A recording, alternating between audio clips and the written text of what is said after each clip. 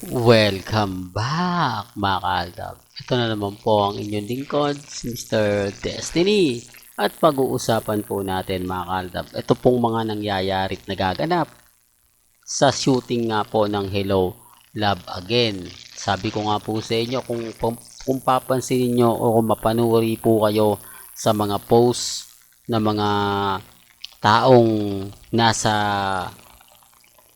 shooting ng Hello Love Again o sa Canada, may mapapansin kayong parang mali. O ba? May mapapansin kayo na parang hindi siya umaayon at hindi siya tumutugma. Kasi kung ako, titignan nyo lang po mga kaaldab, kampante po ako. Matatag, ano man po yung mga nangyayari, ano man po yung mga nagaganap, yun at yun pa rin po ako. Sa dami kasi ng mga kumakalat ngayon na sinasabing ganito, ganyan, wag po kayo maniniwala. Umpisahan po natin dito kay Jorus. Pansin nyo po ba yung mga post niya ngayon? Pansin nyo nga po ba yung mga update niya? Dati-rate, hindi nagpo-post siya na mag-isa. Di po ba? Kung matatandaan nyo yung Hello Love, yung last taping po nila sa Hong Kong, kasama niya si Jeffrey Tan, si Jorus, at syempre si Richard Polkerson. Grabe po yung kulitan, no? Grabe po yung mga kumbaga naganap na bonding moment nila. Talagang matatawa ka kasi hindi talaga ubos na ubos po yung mga update po sa kanila. Sa kanila lang po yun, halos isang linggo po. Dami ko pa pong tawa ng mga post nila doon sa bridge, di po ba? Kung ano sa English yung tulay, di po ba? Natawa nga ako po mga kaaldab. Tapos yung utot, di po ba? Kaya nga sabi ko sa inyo, ibang iba sa ngayon. Kasi eto post ni Jorus. Tapos eto naman post ni Catherine na kumakain siya na parang wala naman, napakaraming pagkain pero hindi niya naman po dyan sinama si Catherine. Si Catherine, ano ba yon, Mr. Destiny? Kaya ka nababas, ang pangit mo mag-update Well, pasensya na po kayo kasi hindi naman po tayo certified true vloggers. Isa lang naman po tayong Aldab lovers, di po ba? Kaya nga sabi ko, bakit kaya hindi pa nila sinama si Alden, si Jorus? Di po ba kulit moment? Lalo na yung subuan, di po ba? Pero parang kakaiba, parang may mali sa mga nangyayari at nagaganap. Siyempre yung iba napapaisip na tama naman siguro si Mr. Destiny. Baka naman talaga na andyan si Main Mendoza. Baka naman nagbabantay ang isang Main Polkerson na kung saan naiilang po si Catherine at ganun din naman po si Alden Richards. Although siguro si Catherine po talaga, no? Naiilang si Catherine. Ngayon dyan si Mengay, syempre kahit papano, hindi na siya masyadong magdidikit kay Alden Richards. At eto pa po yung nakakainis na balita na sinasabi po nila na ayaw na raw po ni Catherine kay Alden dahil ano raw po, bading daw po. Hindi ko alam mga kaaldab kung ano yung mga senaryo na nilalabas po nila, no? Sabi ko nga po sa inyo mga kaaldab, ako kampante lang po ako. Masaya po ako. Basta sa akin, kung ano lang po yung mga nakikita ko, napapanood natin, nasasagap na balita, yun lang naman po yung ina-update natin Hindi po ba? Kaya doon sa mga nagsasabi na hindi close sila, ito na po yung ebidensya at resibo. Ito na po yung makapagsasabi kung sino nga po ba talaga yung kumbaga totoong nagbibigay ng update o yung mga post lang na wala pong katotohanan. Gaya po ng mga post ng Armain na pinost nila na andun daw si Ibiang. Tapos kung titignan naman po natin, wala naman. Kaya nga sabi ko sa inyo, sino yung mas sa tingin ninyo, sino yung mas mapaniniwalaan po ninyo? Yung mga kumakalat lang o yung taong tahimik lang pero hindi nagpo-post? Di po ba? Kaya nga po, galit sila sa akin.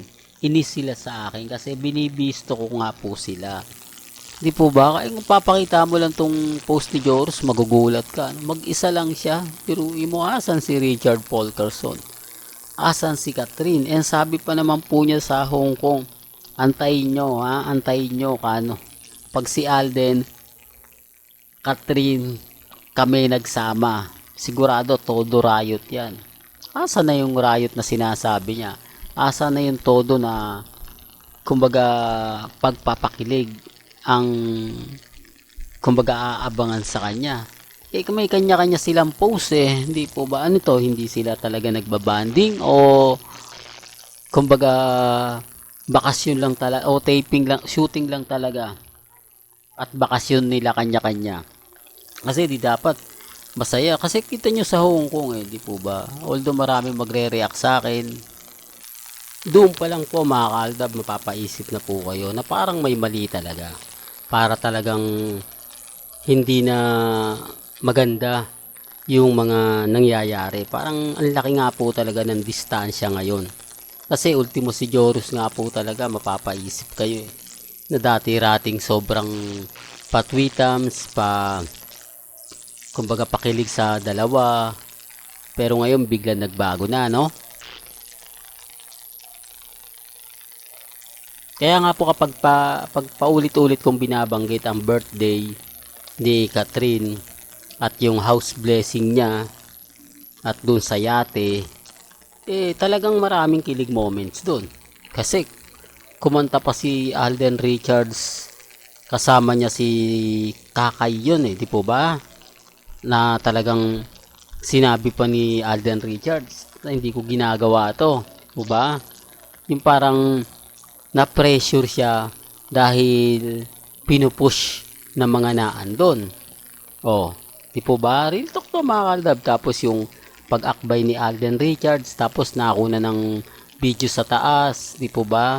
Kumalat yun, nag-trending talaga yun. Grabe, puta, lagi akong binabanatan doon. Daming komento sa akin. Oh, ito, malaking sampal yan sa'yo, Mr. Destiny. Puta, isang linggo akong binanatan noon. Doon lang po sa video na yun, ha, yung binalita rin yun ng 24 oras. At syempre, hindi po makakawala yun sa TV Patrol. Grabe, no? Puta, sunod-sunod po yun. Ayan, Mr. Destiny, isa kang bulag, isa kang bingi, lalo na po sa yate. Ayan, magkasama sila sa yate.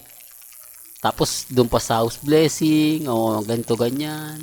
Wala, syempre, hindi tayo ganong nagre-react sa mga sinasabi nila dahil, kumbaga, video yun eh. Sabi ko nga po sa kanila, pag ako nagre-react, ano lang yan, part lang ng Hello Love. Again, kumbaga, pang showbiz lang yan, taktika lang yan para pag-usapan, para umingay sila. Hindi, talagang may relasyon sila, di ba? Yung tipo talagang, yung tipong lahat ng sabihin mo na kumbaga propaganda lang yan ng ABS-CBN at ng GMA Kapuso para mas abangan, mas tangkilikin.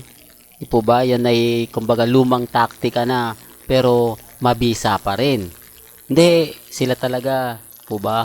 Kaya nga po nagpapasalamat tayo kay Alden Richards kasi nung yung tahasang sinabi niya para matapos na, di po ba? Kukunin kitang host, huwag kang mag-alala. Kukunin niyang host si Boy Abunda at magpapa-press con siya. Doon pa lang naging masaya na tayo. Kasi wala na, di po ba? Time out na. Kasi unang sasabihin nyo, hindi, magpapa-press con yan si Alden.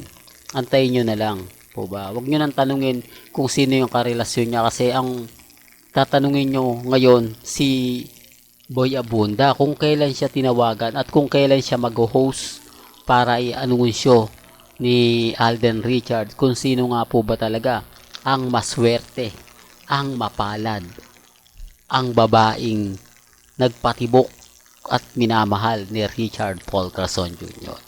Well, hanggang dito na lang po ang ating latest updates. Kaya kung gusto nyo pa po ng pinaka-latest at mga sariwang update abay tumutok lang po kayo dito po sa channel ni Mr. Destiny para updated po kayo sa mga latest at sa mga bagong video po na ilalabas po natin maya maya lang. Hanggang sa muli, salamat po sa panonood at pakikinig.